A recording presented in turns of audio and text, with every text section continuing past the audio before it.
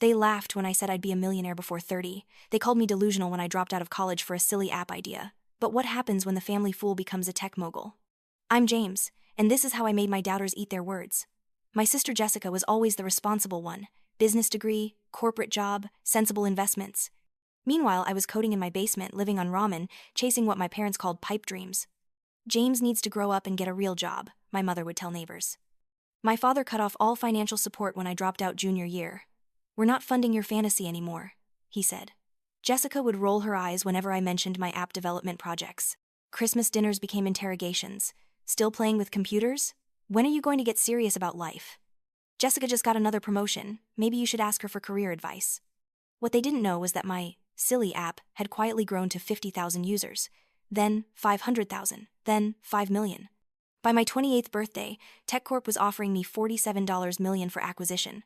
I accepted the deal but kept it secret for months, watching my family continue their condescending comments.